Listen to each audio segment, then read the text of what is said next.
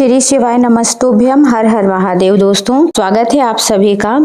गोवर्धन पूजा की आप सभी को हार्दिक शुभकामनाएं। गुरु जी ने भी ये संदेश दिया है कि हर खुशी आपके द्वार आए, जो आप मांगे उससे अधिक पाएं। गोवर्धन पूजा में कृष्ण गुण गाएं और यह त्योहार खुशियों से मनाएं। आप सभी को गोवर्धन पूजा की हार्दिक शुभकामनाएं। दोस्तों, गुरु जी ने आज गोवर्धन पूजा के दिन जो आप 5 दिवसीय लक्ष्मी पूजन कर रहे हैं, आज गोवर्धन पूजा के दिन की पूजा विधि बतलाई है। गुरुदेव ने एक फोटो के माध्यम से यह विधि बतलाई है। वही विधि आपको बता रही हूँ जो गुरुदेव ने बताई है। आप ध्यान से सुने और समझें। गुरुजी पंडित प्रदीप मिश्रा जी ने अब तक की सबसे सरल पूजा विधि है, इसलिए आप ध्यान से सुनिए।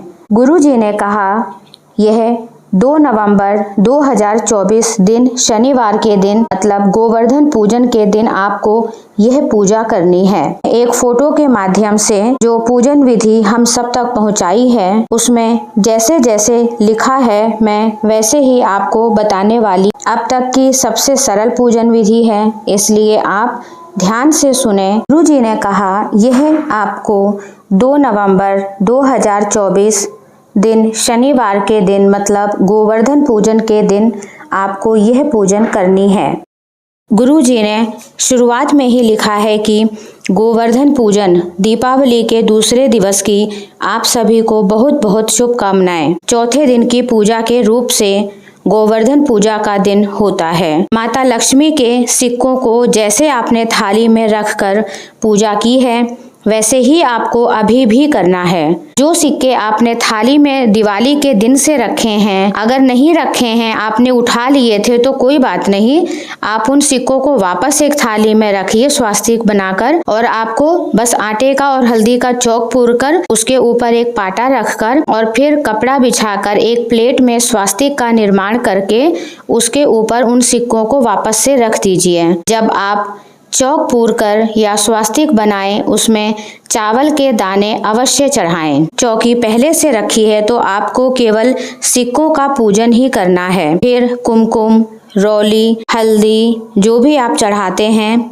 उन्हें अर्पित करिए। पिसी हुई हल्दी चढ़ाइए, दोनों हाथों में लेकर धीरे धीरे छिड़कना है। 5 फूल लाल और 2 हल्दी की गांठ और 2 कमल गट्टे सिक्कों पर अर्पित करना है। हल्दी की गांठ और कमल गट्टे वही रहेंगे, केवल आज आपको लाल फूल जरूर लेने हैं। तो हल्दी और कमल गट्टे तो आप वही ले लीजिए जैसा कि आपको गुरुजी बताना चाहते हैं, केवल आपको लाल पुष्प अवश्य अर्पित करना है। वैसे तो गुरुजी हर बार अमर बेल का जिक्र करते हैं, लेकिन इस बार अमर बेल का जिक्र नहीं किया है। सिक्कों पर जल छिड़किए, हल्दी कुमकुम मेहंदी से लक्ष्मी माता का ध्यान करके पूजन कीजिए। 5 फूल, हल्दी की 2 गांठ और 2 कमल गट्टे आप अर्पित कीजिए। उसके बाद आपको 5 दिए बनाने हैं घी के। आज तेल के दिए नहीं लगाने हैं। और फिर 5 दियों से माता लक्ष्मी की आरती करनी है और आरती उन्हें दिखानी है। और उसके बाद माता को भोग लगा करके 5 दिए आपने लगाए हैं, उन्हें पहले दिए को जहां आपने गोवर्धन पूजा करी है अपने आंगन में वहां लगा दीजिए।